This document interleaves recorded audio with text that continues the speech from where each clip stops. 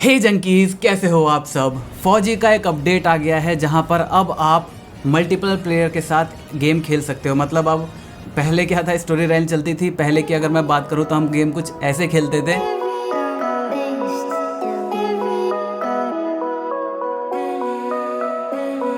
लेकिन अब इस अपडेट के बाद आप यहां पर अपने जैसे और दूसरे प्लेयर्स के साथ मल्टीपल मैच खेल पाओगे, जहां पर 5x5 जो डेथ मैच होता है वो आप खेल पाओगे। लेकिन क्या अभी आपके फोन में एट प्रेजेंट ये गेम मौजूद है? मुझे नीचे कमेंट करके जरूर बताना। आज की वीडियो में चलिए हम एक बार फिर से इस चीज पर गौर देते हैं कि आखिर जो फौजी गेम है उसकी टाइमिंग इतनी बेहतरीन थी, उसका नाम जो चूज करा वो एक बेहतरीन नाम चूज करा गया।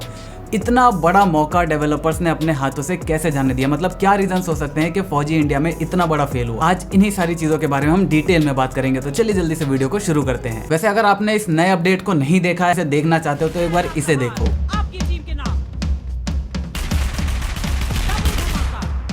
मतलब आप ये देखो कि गन की जो पॉइंट है वो कहाँ पे है और जो क्रॉस एयर है वो कहाँ पे है। ये मतलब बहुत ही जो आज से 5, 6, 7 साल पहले गेम्स आया करते थे उस तरीके का कुछ हमें फील देता है। हाँ, जो ग्राफिक्स हैं वो कहीं ना कहीं काफ़ी ज़्यादा इम्प्रूव्ड हैं। ग्राफिक्स में मैं ये नहीं कह सकता कि बहुत ज़्यादा लो एंड है, लेकिन जो ओवरऑल गेम प्ले है, ओवरऑल एक्सपीरियंस है गेम का, वो बिल्कुल ऐसा लगता है जैसे 2011-12 में जो गेम्स आया करते थे, 11-12 नहीं 15-16 में जो गेम्स आया करते थे उसके जैसा लग रहा है। तो यहाँ पर मैं सबसे पहला रीज़न जो मानता हूँ कि फौजी का ये हाल हुआ है वो हुआ है उसकी हाइप की वजह से। देखो, जैसे ही पबजी लॉन्च हुआ सितंबर के अंदर पिछले साल, उसके जस्ट 1 महीना भी पूरा नहीं हुआ था और अक्षय कुमार ने एक ट्वीट करा जहाँ पर बता दिया कि भैया इंडिया में डेवलप हुआ एक इंडियन गेम आने वाला है। उसका नाम क्या रखा गया? फौजी।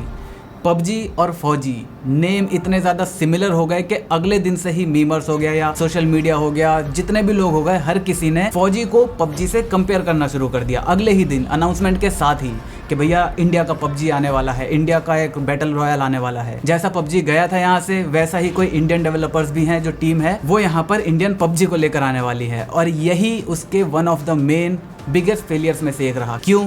क्योंकि अगर हम देखें कोई भी गेम इनिशियल स्टेज में इतना परफेक्ट नहीं हो सकता। पबजी की अगर हम स्टार्टिंग देखें तो हाँ, माना कि वो फौजी से लाख गुना अच्छा था, लेकिन फिर भी आज जिस पबजी को हम जानते हैं और जो फर्स्ट वर्जन था उसका, उसमें ज़मीन आसमान का अंतर है। तो यहाँ पर एक गेम से जो कि पहली बार आ रहा है और दूसरी बात जो इंडिया में डेवलप हो रहा है, वहाँ पर इतनी ज़्यादा एक्सपेक्टेशन रखना ये एक बहुत बड़ी प्रॉब्लम हो गई फौजी के साथ। मेरे हिसाब से डेवलपर्स ने नाम को जो चूज़ करा है ना, वो उनका जो डाउन साइड हो गया वो हो गया। एक्सपेक्टेशन पबजी वाली हो गई, लेकिन जब सामने निकल कर आया आप खुद ही जानते हो कि वो कितना बेकार था। मतलब डाउनलोड करने के आधे घंटे बाद ही उसकी जो हाइप थी यहाँ से लेकर वो जमीन के अंदर चली गई। लेकिन अगर मैं कहूँ ये हाइप वर्थ थी तो मेरे हिसाब से कहीं ना कहीं हो भी सकती थी। क्यों?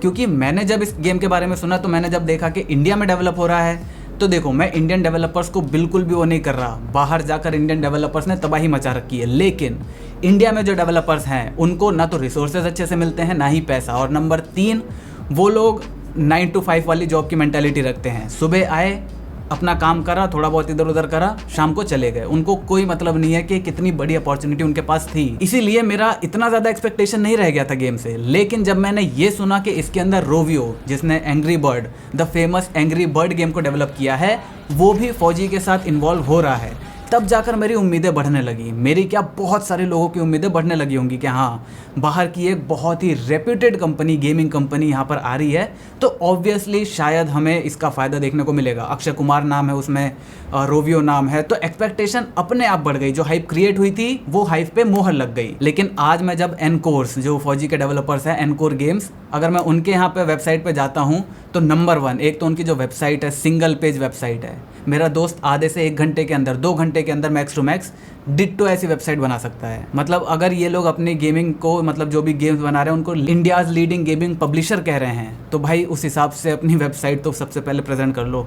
खैर छोड़ो, अभी मैं अगर जाता हूँ तो मुझे रोवियो का वहाँ पर कोई नामो निशान देखने को नहीं मिलता। शायद फौजी का जो हाल हुआ उसके बाद रोवियो वाले ने कहा भैया हमारे पैसे रहने दो, तुम हमारा नाम यहाँ से हटा दो, बस हमें नहीं रहना यहाँ पे। अब मैं यहाँ पर फौजी के डेवलपर्स को इतना ज़्यादा क्रिटिसाइज क्यों कर रहा हूँ? क्योंकि जैसा कि मैंने आपको बताया, रोवियो नाम, अक्षय कुमार नाम, फौजी, इतना बेहतरीन टाइम है। तो मेरे हिसाब से मुझे ये लगा कि भाई ये लोग काम बहुत अच्छा करेंगे। क्यों? क्योंकि राजी गेम अगर आपने देखा हो, वो मोबाइल गेम है, लेकिन उसके ग्राफिक्स देखो, उसका प्रेजेंटेशन देखो, ग्राजी गेम को किसने बनाया, डेवलपर का नाम भी नहीं पता हमें, किसने क्यों बनाया, कब बनाया, कुछ नहीं पता है। लेकिन वो गेम का वो देखो, उस गेम को कोई भी एक्सपेक्टेशन नहीं थी, उसमें अक्षय कुमार जैसे बड़े बड़े नाम नहीं थे, उसका फौजी से या पबजी से कोई रिलेशन नहीं था, उसको इतनी ज़्यादा मेहनत करके इतना रिफाइंड बनाने का कोई मोटिव नहीं था डेवलपर्स के पास। यहाँ पर डेवलपर्स के पास बहुत बड़ा मोटिव था भाई। अगर वो उस पर खड़े उतरते ना, तो आज जो पबजी की खुशी लोग मना रहे हैं शायद नहीं मनाते, क्योंकि उन्हें फर्क भी नहीं पड़ता, पबजी आए मत आओ,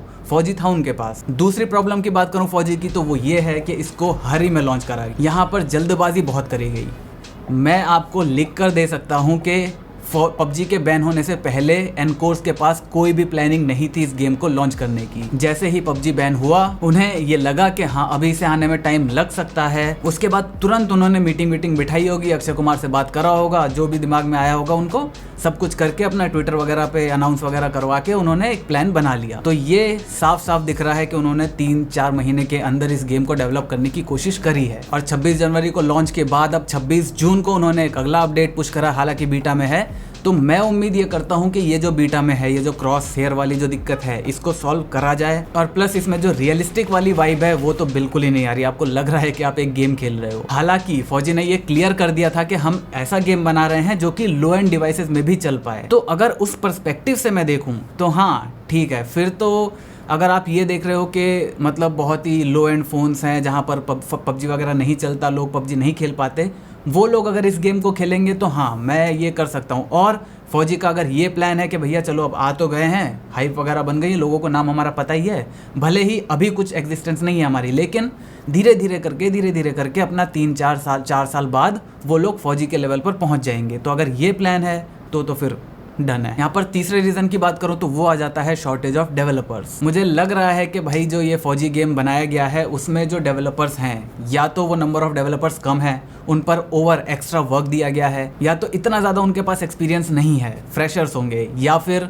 वो वही 9 to 5 जॉब वाली जो मेंटालिटी की मैंने बात करी कि भैया अपना काम करना है, भाड़ में जाओ अपॉर्चुनिटी, भाड़ में जाओ हमारा जो भी है। लेकिन मेरे हिसाब से ये रीज़न तो नहीं हो सकता, क्योंकि अगर मैं किसी कंपनी में काम कर रहा हूँ, मुझे अगर ये पता चलता है कि हाँ भैया हम इंडिया की सबसे बड़ी एक गेम बना सकते हैं, इंडिया का सबसे बड़ा, सबसे ज़्यादा चलने वाला, तो ऑब्वियसली अगर हम वो गेम बनाएंगे तो मेरी भी तो प्रोग्रेस होगी, अगर मैं इनिशियल स्टेज में उसके साथ हूँ तो ये तो वजह नहीं हो सकती कि उन्होंने अपना मतलब काम चोरी करी होगी। लेकिन मेरे हिसाब से अपने डेवलपर्स का ख्याल नहीं रखा उन्होंने, और उसकी वजह से जो रिजल्ट निकल कर आया वो भी हम सबको पता ही क्या है। पबजी और फ्री फायर जैसे गेम्स जो बाहर के गेम्स हैं, उनकी सबसे बड़ी एडवांटेज ही वही है कि भैया वहाँ पर जो डेवलपर्स हैं वो बहुत ज़्यादा हैं, प्लस वो बहुत ज़्यादा एक्सपीरियंस्ड हैं, उन्होंने कई बड़े बड़े गेमों पर काम किया होगा। यहाँ पर अगर मैं बात करूँ इन्वेस्टमेंट की, तो वहाँ पर बहुत बड़ा इन्वेस्टमेंट होता है। टेंसेंट की ही अगर मैं बात करूँ, दुनिया के सबसे बड़ा मोबाइल गेम्स पब्लिशर में से एक है दुनिया का। तो वहाँ पर ऐसे कॉम्पिटिटर्स के साथ कंपेयर करना एक नई कंपनी को, मेरे हिसाब से ये एक सही बात नहीं है। मैं यहाँ पर बिल्कुल भी फौजी को क्रिटिसाइज नहीं कर रहा, मैं यहाँ पर रीजंस बता रहा हूँ कि वो फेल क्यों हुआ होगा। यहाँ पर कोई कंपटीशन नहीं है, कोई इतना बेहतरीन ग्राफिक्स नहीं है, कोई भी एआई वगैरह का सिस्टम जो है वो भी अच्छा नहीं है, कोई मिशन स्टोरी लाइन इतनी अच्छी नहीं है, कुछ भी अच्छा नहीं है। तो इसी वजह से ये सारे रीजंस इस गेम को फेल कर देते हैं। और अभी जो इसका अपडेट आया वो भी बाजार वगैरह तो ठीक है, लेकिन बाकी का लोगों को विजुअली इतना ज़्यादा अच्छा नहीं लगेगा। अगर विजुअली थोड़ा बहुत ग्राफिक्स में इधर उधर है भी तो भी काम चला लेंगे, अगर गेम प्ले उसका ज़्यादा अच्छा रहेगा ना तो वो मेरे हिसाब से ज़्यादा लोगों को इम्पैक्ट करेगा। बस मैं ये चाहता हूँ कि पबजी के वापस आने के बाद ये फौजी वाले अपना मोटिवेशन न भूल जाए, मतलब ये ना सोचे कि भैया पबजी तो आई गया, अब हम कुछ भी कर ले हम चल तो पाएंगे नहीं, इस वजह से काम करना बंद ना कर दें। तो बस मुझे उम्मीद है आपकी थोड़ी सी मेमोरी फ्रेश हुई होगी फौजी को लेकर। अगर आपको वीडियो पसंद है वीडियो को लाइक कर देना। आपका क्या मानना है कि क्या और रीजंस हो सकते हैं कि फौजी यहाँ पर फेल हो गया, लाइक कर देना। चैनल पर चैनल को सब्सक्राइब कर देना, क्योंकि हम ऐसे ही ज्ञान बांटते रहते हैं। मैं मिलता हूँ आपसे अगली वीडियो में, तब तक जय हिंद, वंदे मातरम।